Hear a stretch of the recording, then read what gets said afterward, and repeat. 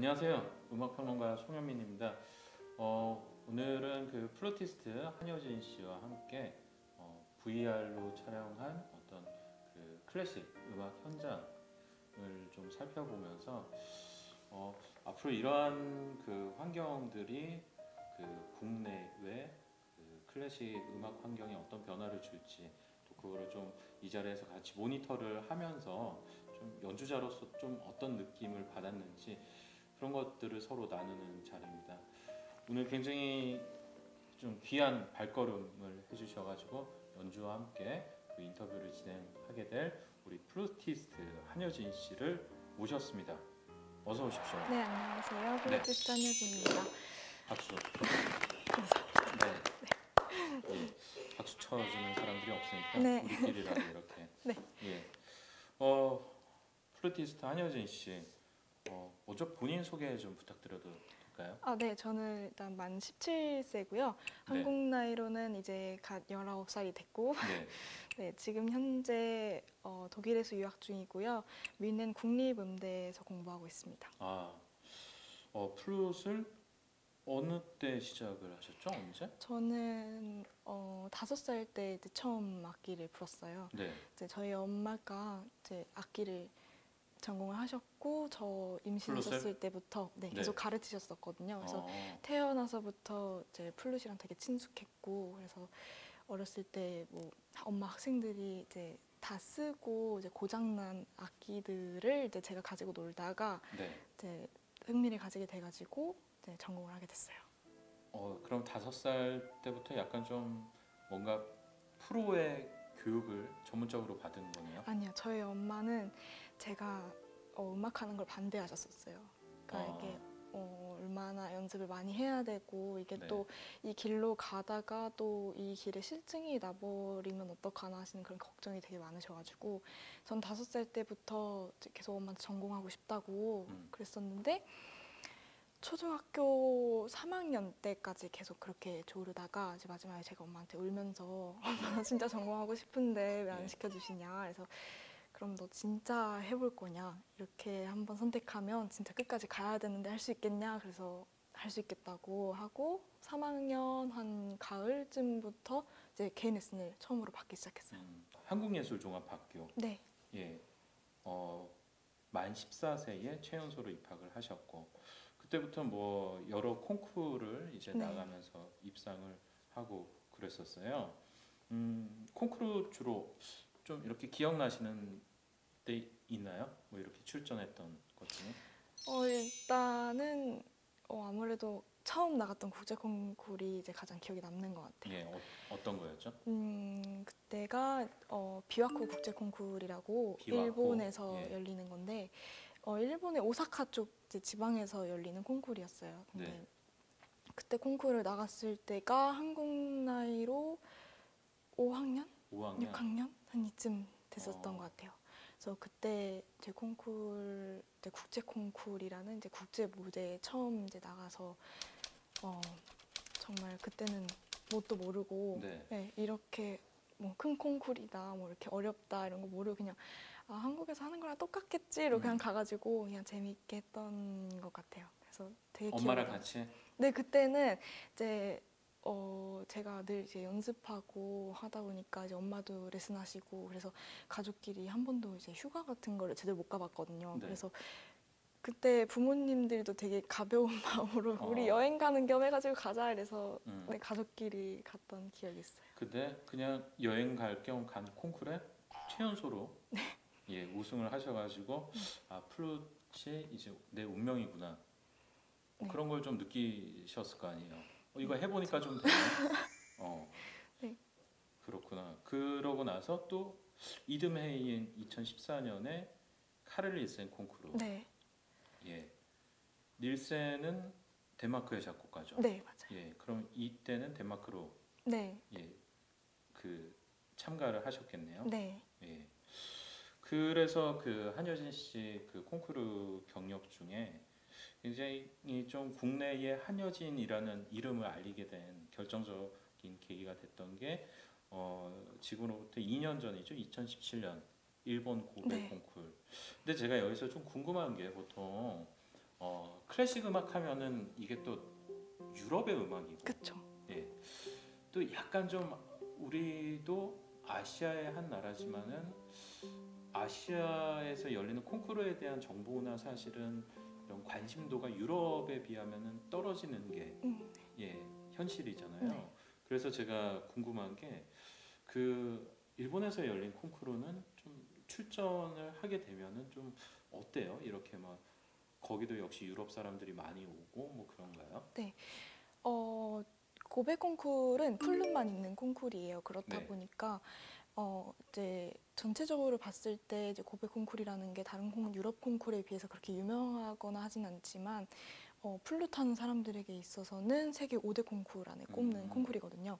그렇다 보니까 유럽인들 중에서도 고베라는 콩쿨을 모르는 사람은 없을 네. 정도고, 그래서 콩쿨 했을 당시에 이제 저희는 콩쿨 전에 이제 CD를 먼저 보내서 거기에 이제 셀렉이 되면 이제 1차부터 하루 일본에 가는 거거든요. 연주 장면에 담은 CD를 네, 그 먼저 CD를 보내서 먼저 보내가지고 미리 일본 교수님들께서 미리 심사를 하셔서 네. 이제 결과를 받으면 이제 1차를 하러 그때부터 이제 시작인 거예요. 예. 그런데 유럽인들까지 합해서 한 몇백 명이 이제 CD를 내고요. 그래서 결과적으로 한 1차 때 50명 정도가 왔는데 그 중에 절반이 유럽인들이었어요. 뭐 스페인부터 시작해서 정말 다양하게 네, 왔고, 그리고 심사위원 분들도 유럽의 뭐 칼 닐센 콩쿨이나 뭐 미넨 에일대 콩쿨이나 이런 유명한 콩쿨들을 심사하러 다니시는 분들이 또 오시거든요. 그래가지고 플룻 하는 사람들한테 있어서는 되게 명예로운 콩쿨이 아닌가. 네.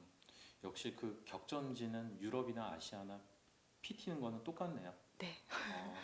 그렇게 되면은 몇백 대 1의 경쟁률을 뚫고 네. 여기에서 입상을 하셔가지고 이 입상을 계기로 국내에 이제 많이 알려졌고.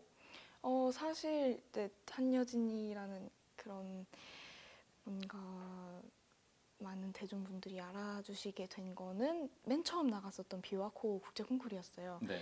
그게 고베 콩쿨이나 뭐 닐슨 콩쿨처럼 그렇게 하이 클래스의 콩쿨이거나 뭐 많은 사람들이 알고 있는 그런 콩쿨은 아니었는데, 그때 이제 주니어 부분과 이제 일반 부분이 있었는데 제가 그때 정말 뭣도 모르고 네. 일반부에 신청을 해가지고 이제 성인들이랑 같이 이제 대회를 했었거든요. 네, 그래가지고 그게 또 화제가 돼가지고 네, 그래서 네, 그때가 정말 실감하지 못할 정도로 많이 알아주셨던 것 같아요. 성인들하고 같이 이렇게 네, 그때 그 권투로 따지면은 체급이 다른데 네. 그죠? 예. 지금은 현재 그 독일 미넨에 있는 네, 국립음대에 재학 중인데 이쪽이 첫 유학지이신 거죠? 네, 처음으로. 예. 여기에 유명한 교수님이 계시죠? 플룻 쪽에? 네, 안드레아 리버크네이트 교수님 예. 계세요. 그 안드레아 교수님한테 지금 직접 배우고 네, 계신 거죠? 네. 또 미넨 국립음대 하면 저는 그 현재 쾰른 필하모니에 있는 조성현 네, 네. 예, 수석이 또 예, 그쪽 출신이고 네, 맞아요. 아마 안드레아 교수님한테 이렇게 지도를 받았던 걸로 알고 있습니다. 네. 그 미넨에서는 하루 일과가 어떻게 돼요? 생각보다 한국보다 조금 더 자유로운 것 같아요. 아무래도 저 같은 경우는 한국예술종합학교에서 1, 2학년을 마치고 네. 이제 미넨으로 5학기로 편입을 했어요. 그렇기 때문에 이제 뭐 1, 2학년 때 뭐 음악 이론이라든지 음악사 뭐 이런 것들을 학점 이제 그런 증빙 서류를 네. 이제 학교에다 내가지고 패스를 한 상태거든요. 그래서 가서 이제 하는 게 뭐 실내악이나 오케스트라나 뭐 전공 실기 그리고 부전공 이 정도가 끝이거든요. 네. 그래서 되게 자유롭게 막 아침에 나가 산책도 다니고 그냥 똑같은 것 같아요. 그냥 뭐 부모님이 안 계시니까 제가 밥도 해야 되고 그냥 쌀 사러 갔다가 네, 마트 가서 계란 사오고 물 사고 물 다 마시면 그 페트병 다시 돌려다 주고. 그렇구나. 네, 한국에서는 전혀 해보지 않던 것들도. 네, 그렇죠. 네. 그럼 이제 요리 실력도 점점 느시고. 네, 원래 한국에 있을 때 이제 부모님이 바쁘시다 보니까 네. 제가 장을 받아 놓고 이제 제가 해먹고 했었거든요. 그래서 그렇게 뭐 음식을 해 먹거나 하는데 큰 어려움은 없는데 아무래도 이제 뭐 부모님이랑 이제 시차가 다르니까 네. 원할 때마다 연락할 수가 없는 게 조금 아쉽더라고요. 그러면은 그렇게 생활적인 거에 좀 신경을 많이 쓰다 보면은 연주자 특히 이제 계속 발전해 나가야 되는 입장에 있어서는 네. 연습 시간이 물리적으로 줄 거 아니에요. 되게 많아요. 그래요? 네, 생각보다 제가 하루에 몇 시간 정도 연습하십니까? 원래 한국에서 있을 때 뭐 콩쿠르 준비할 때는 5시간 정도를 하고요. 네. 그리고 그렇지 않고 그냥 평소에 뭐 연주가 가끔씩 있을 때는 3시간 정도 해서 마무리를 하거든요. 근데 독일에 가니까 정말 할 게 연습밖에 없어요. 그러니까 뭐 한국처럼 나가서 뭐 놀 데가 네, 없죠. 노는 것도 없고 뭐 놀 친구도 없고. 사실 네 그렇기도 네. 하고 뭐 먹을 때를 찾는다고 해도 거기는 뭐 6시에서 8시 사이면은 다 문을 닫아버리니까 네. 아예 나갈 데가 없고 해서 그냥 계속 그냥 기숙사에 있으면서 그죠. 그냥 밥 해 먹고 그냥 연습하다가 뭐 도고 공부하다가 그렇게 맞아요. 저도 보통 음악가들 인터뷰해 보면 교육 환경이 좋아서 연습을 하는 게 아니고 그냥 연습밖에 할 게 없더라. 네, 진짜 할 게 없어요. 예, 심지어 라이프치 바흐의 고향이죠. 바흐의 고향이 아니지. 그 라이프치에 그 유학한 친구는 똑같은 이야기를 하더라고요. 정말 연습 외에는 달리 할 게 없더라. 숨 쉬는 거랑 연습 빼고는 맞아요. 예, 그런 이야기들 하더라고요. 네. 뭐 이렇게 좀 근데 한국에도 많이 알려져 있지만 위넨 하면은 뭐 미넨 피라모닉 뭐 그리고 뭐 바이에른 방송교향악단 네. 여기에 또 그 바이올리니스트 이지혜 씨가 또 재직하고 있는 교향악단이고 또 미넨의 오페라 극장 이렇게 한국에서는 볼 수 없었던 네. 여러 가지 오케스트라나 또 플루티스트라면 또 세계 유명 오케스트라에 또 입단하는 것도 이제 꿈으로 갖고 있고 그럴 텐데 좀 그런 뭐 이렇게 문화 생활도 좀 즐기고 그러시죠. 네. 문화 생활이 아니지 사실 그쵸. 우리한테는 저는 공부하러 필수적. 가는 거죠. 네. 일단은 학교에도 되게 좋은 연주가 많더라고요. 그래서 뭐 실내악 연주나 뭐 그런 클래스마다 연주를 해서 그런 연주들도 많이 보러 가고 그리고 방송교향악단 같은 경우는 사실 정말 방송교향악단이 독일에 있을 때 빨리 찾아서 봐야 돼요. 왜냐면 이렇게 오케스트라가 워낙에 유명하다 보니까 네. 계속 뭐, 다른 나라로 네, 돌죠. 한 달 동안 뭐 아시아 투어, 뭐 한 네. 달 동안 또 뭐 어디 유럽 투어 이렇게 가다 보니까 막상 그렇게 자주 원할 때마다 보지를 못하는 것 같아요. 그래서 늘 거기에 있을 줄 알았는데. 네 어, 가면 맨날 보고 존경하는 얀슨스도 보고 하겠구나 이랬는데 네, 아직 얀슨스 얼굴은 한 번도 보지 못하고. 얀손스한테 가서 눈에 한번 탁 튀어야 되지 않나요? 저는 그냥 뒷모습을 보는 것만으로 그래요? 네 영광이죠. 네. 그렇구나. 아니 이쯤에 나와서 그냥 뭐 질문을 미리 네. 드리자면은 음악가로서도 꿈이 여러 개가 있을 텐데 네. 어떤 꿈을 갖고 계세요? 지금으로서는. 저는 되게 어릴 때부터 가지고 있었던 꿈인 것 같아요. 그냥 오케스트라에서 일하고 싶다는 생각을 오케스트라에서? 줄곧 했었어요. 왜냐면 사실 저는 이제 뭐 독주회나 협연이나 이런 것도 되게 좋아하기는 하는데 오케스트라 안에서 이렇게 뭔가 플룻이라는 악기가 이제 솔로 악기로서 굉장히 활약을 많이 하잖아요. 네, 그런 것도 굉장히 보람찬 일이 될 것 같더라고요. 그래서 네, 그런 직업을 가지는 게 현재로서는 그게 꿈이에요.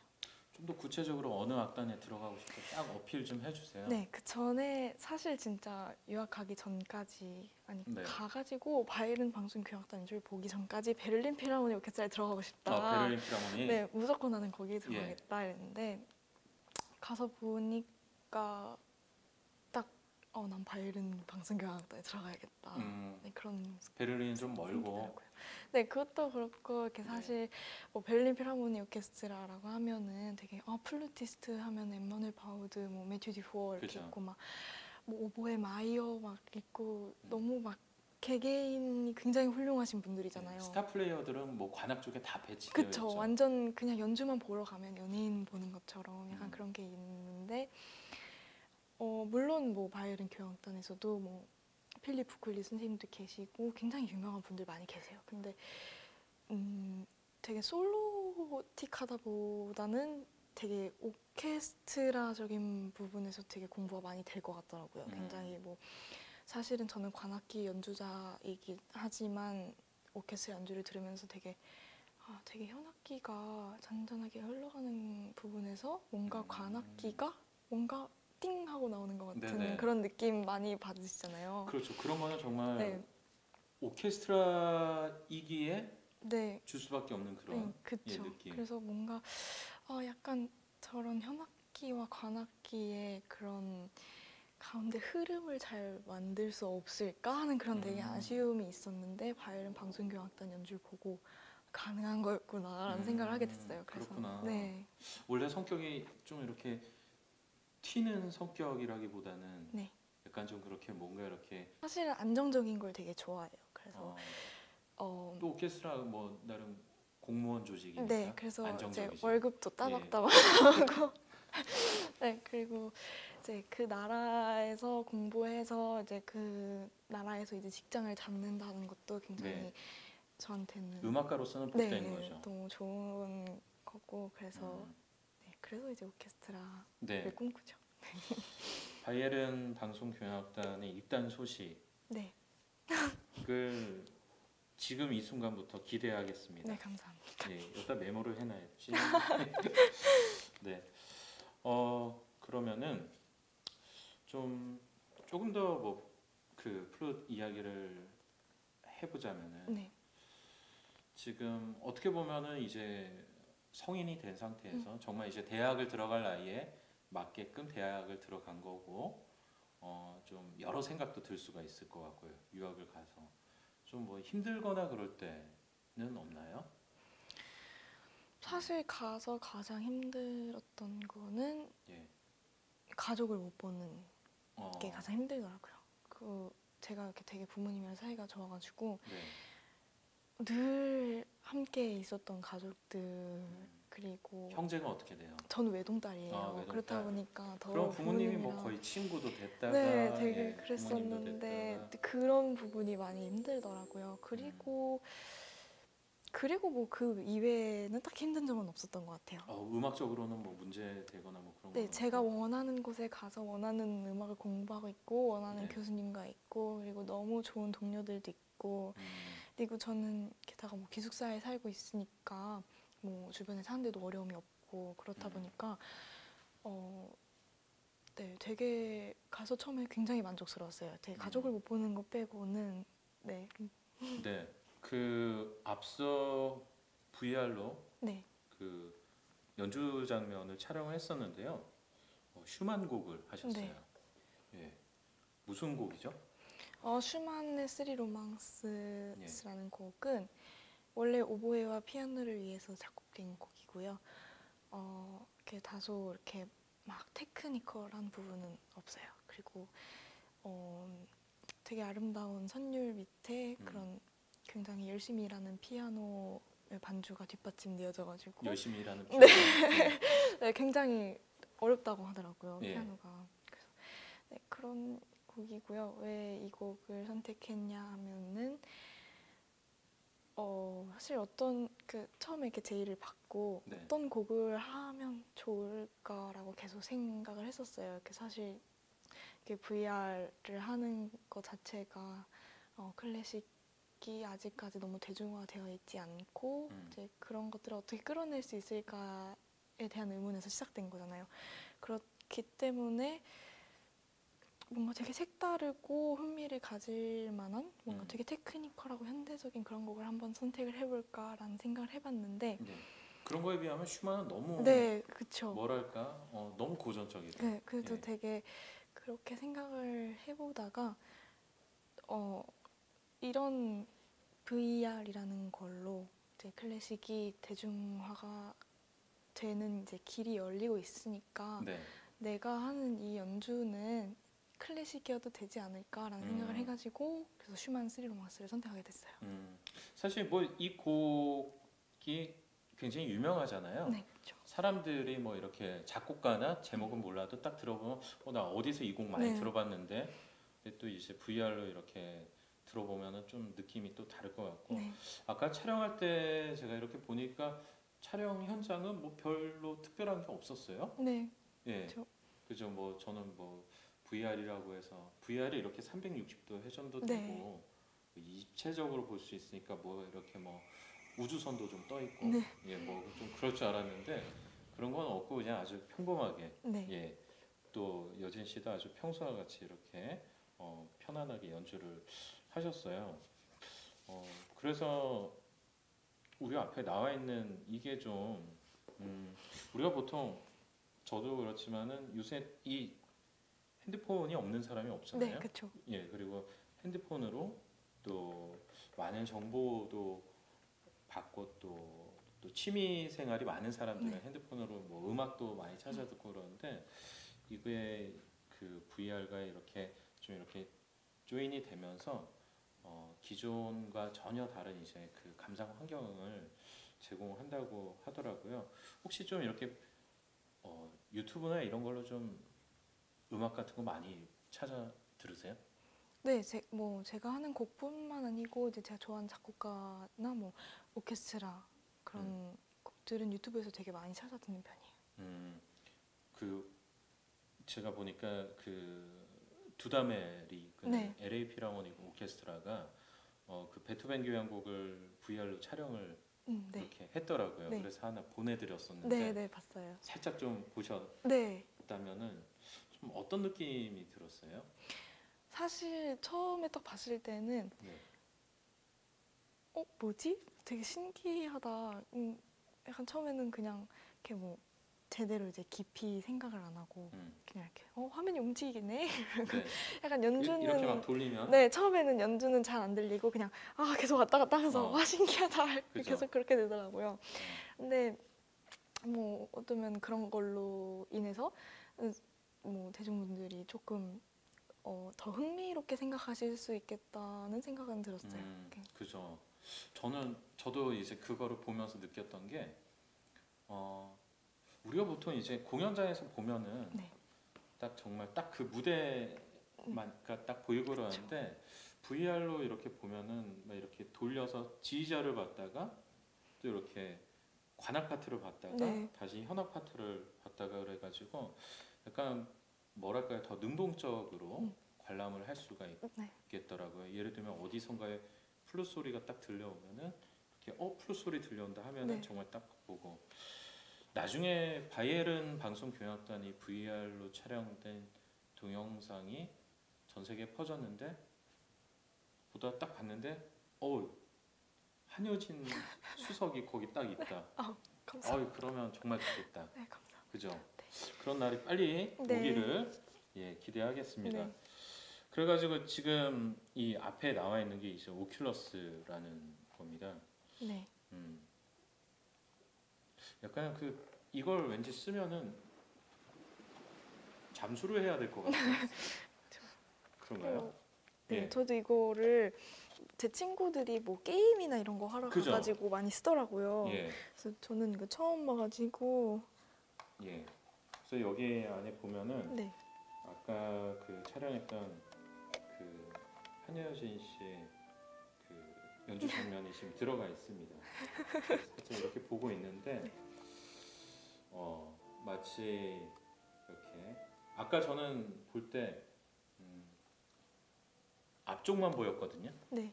이렇게 보니까 관객석도 보이고 그렇죠. 예 그렇게 진행이 돼가고 있는데 이거 좀 신기하네요.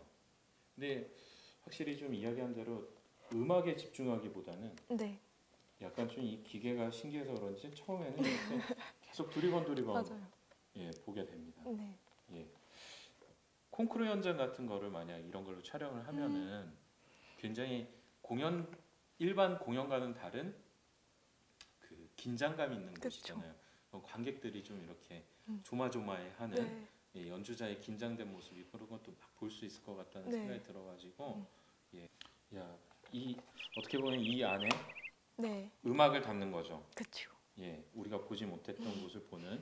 네. 예, 야, 이게 참 다시 한번 봐도 이걸 쓰고 물 속에 들어가야 될 것 같지만 예, 뭐 아무튼 이렇게 신기한 세상과 또 이건 또 21세기의 문명이고 네. 음악이라는 거는 우리가 주로 보통 하는 거는 17세기, 18세기 그쵸. 예, 그런 건데 이렇게 시간을 뛰어넘는 이런 만남들이 참 환경을 재밌게 변화시키고 있는 것 같다는 생각이 들고 있습니다. 네. VR로 이렇게 촬영을 해보셨는데 네. 버추얼 리얼리티 또 다른 세상을 만드는 네. 그런 기술을 한번 체험을 해보신 건데 이렇게 촬영을 해보시니까 좀 소감이 어떠세요? 일단 처음에는 이렇게 이쪽에 이렇게 카메라가 하나가 이렇게 렌즈가 이렇게 굉장히 많이 달린 이렇게 동그란 네. 카메라가 달려 있더라고요. 그래서 저걸로 하면은 이렇게 다 나오는 건가? 내가 보는 것처럼 이렇게 다 예. 나오나? 이런 생각이 들었어요. 근데 이제 또 연주를 하다 보니까 되게 뭔가 이 영상을 앞으로 보실 한 관객을 위해서 뭔가 특별한 연주를 하는 것 같다는 그런 생각이 들더라고요. 그래서 되게 연주하는 내내도 평소에 뭐 그런 뭐 이렇게 관객석에 앉아 계신 분들과 이렇게 눈을 마주치면서 하는 그런 연주와는 또 다른 느낌으로 되게 특별하고 굉장히 마음적으로 공들여지는 그런 연주가 연주자 입장에서도 되게 네. 특별했던 것 같아요. 뭔가 아이고, 되게 참. 개인으로 만나는 것 같은 그 느낌? 짧은 시간에 그런 걸 다 신경 써가면서 참 예. 네, 그리고 뭐 이제 보시는 분들도 이제 뭐 되게 연주만 보는 게 아니라 사실 이렇게 저도 공연장에 가면 많이 졸거든요. 네. 그게 약간 내가 예매한 내 자리에서 내 눈에만 보이는 그 시야만 보기 때문에 어쩔 수 없이 약간 집중력이 떨어질 수밖에 없을 수도 있겠다라는 재미가 생각이. 없는 거지. 네, 예. 약간 음악은 너무 좋은데 예. 사실 시각적인 것도 굉장히 중요하잖아요. 그죠. 그런 생각도 들면서 되게 이렇게 연주를 이렇게 보게 되면 관객으로서 이렇게 본인이 보고 싶은 이렇게 환경들을 다 볼 수 있는 거잖아요. 사실은 저 가끔 연주할 때 보면은 되게 뭐 이렇게 손가락을 보고 싶어 하시는 분들도 되게 맞아요, 계시고 맞아요. 막 악기를 더 자세히 보고 싶어 하시는 네, 입모양 분들도 같은 계시고 거. 사실은 뭐 제 독주회라고 하지만 뭐 피아니스트한테 관심이 많이 있는 분들도 계시고 그러시거든요. 네, 그런 부분들이 다 충족되어지니까 되게 좋지 않을까라는 생각도 들어요. 그 아까 촬영하신 영상이 요 공간 안에 네.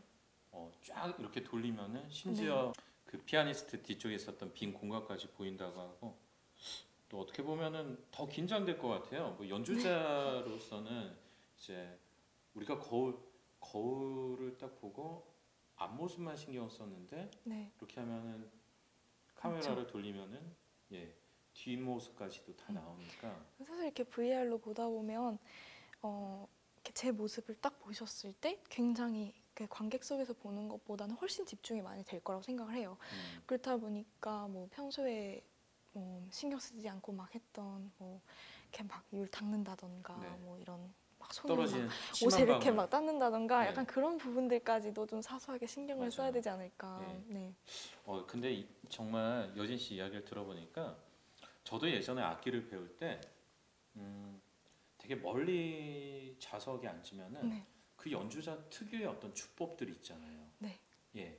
아니면은 그 악기 로고 같은 것도 이렇게 보일 때가 있어요. 맞아요. 저 뭘 쓰지라고 네. 하는데 VR로 해가지고 이렇게 돌리고 확대해서 보면은 이제 그런 것도 보일 것 같고 그래서 아마 어차피 공부하는 학생들 입장으로서는 굉장히 호기심이 많잖아요. 네. 좋은 소리를 내는 사람을 따라하고 싶고 그 그쵸. 구속이 궁금하고 그런데 그런 것들을 좀 이렇게 면밀히 볼 수 있는 이 관객 모두가 스파이가 되는 그런 시간이 오는구나. 네. 관악 연주자로서는 안 좋을 것 같아. 막 침이 계속 사실 그 침이 아닌데. 네, 그 사실 침 아닌데. 우리끼리 하는 말이지만 수증기. 네, 맞아요. 그냥 맑은 공기가 만든 액체 뭐 이런 네. 건데 예 그런 것까지 그리고 또 말씀하신 대로 그런 습관까지 다 볼 수 있는 네. 그런 환경입니다. 예. 뭐 아무튼 오늘 이렇게 좀 같이 어떻게 보면은 VR로 시도하는 국내 최초의 그런 시간인 것 같아요. 또 많은 사람들이 생각 못할 수도 있을 것 같아요. 클래식이라는 거는 네. 사실 그냥 이렇게 정해진 공간에서 네. 이렇게 생음악을 듣는 게 참 맛이다 이렇게 네. 생각을 하실 수도 있는데 또 이런 첨단 그 장비를 통해서 새롭게 감상하다 보면은 또 이쪽에 새로운 흥미가 들 수가 있고 그러는데 네. 또 그런 첫 장을 이렇게 그 한여진 씨가 예, 열어주셔서 너무 감사드립니다. 영광입니다. 예, 뭐 끝으로 좀 하시고 싶으신 말씀 있으세요? 어, 사실 이렇게 작곡가를 보면 네, 그 고전 바로크부터 현대까지 오기까지 굉장히 그들이 그들만의 표현하는 방식들이 많이 바뀌어온 거잖아요. 그렇죠. 그런 수단들이 많이 바뀌고 어떻게 하면 더 표현할 수 있을까? 어떻게 새로운 표현을 네. 더 찾아낼 수 그런 있을까? 것들을 찾아내다 보니까 이런 현대 주법들이 생겨나고 네, 그랬던 건데 사실 보면은 클래식 연주자들은 고전 바로 그때부터 지금까지 얼마나 변했나라는 생각이 좀 들어요. 와, 굉장히 멋있는 말이죠. 한마디로 하면은 작곡가들은 이렇게 노력을 했는데 연주자들은 네. 뭐 이렇게 약간 좀 비판이 될 수도 있겠고 네, 사실은 어떻게 보면은 굉장히 클래식을 한다고 해서 네, 변화를 꼭 관객들 앞에서 이렇게 무대에서 꼭 드레스를 차려입고 내가 하고자 하는 음악을 이렇게 펼쳐 보인다는 거가 네. 굉장히 아름답지만 어떻게 보면은 다른 것들은 계속 변해 나가고 있는데 우리만 너무 고지식하게 이렇게 무대 안에 갇혀 있는 게 아닌가라는 생각을 했어요. 그래서 이렇게 VR을 하면서 이렇게 어떻게 보면 21세기의 문물과 클래식이 만나서 네. 이렇게 대중화가 된다는 것이 네, 굉장히 획기적이라고 생각을 했고 앞으로 클래식을 연주하는 연주자들한테도 좋을 것 같다고 생각했어요. 야, 제가 올해 인터뷰를 근래에 와서 하면서 들었던 어떤 말 중에 제일 멋있고 감사합니다. 의미 있는 말 같아요. 또 이 계속 변화를 추구해야 될 나이다 보니까 이 변화라는 게 사실은 또 예술에 있어서 굉장히 중요한 거잖아요. 네. 그거에 대해서 굉장히 좋은 이야기를 주셨습니다. 아, 그럼 우리도 이거 얼른 쓰고 변화로 가야 되겠다. 예. 저희가 네, 그러면은 오늘 인터뷰를 여기까지 마치고요. 네. 오늘 한여진 씨가 나와서 이 슈만 세계 로망스 하고 또 저희가 이 VR과의 클래식과의 만남에 대해서도 이렇게 또 이야기를 들어보고 무엇보다도 오늘 주인공인 여진 씨의 또 개인적인 이야기도 이렇게 들어본 의미 깊은 시간이었습니다. 예, 오늘 나와주셔서 감사드리고요. 네, 감사합니다.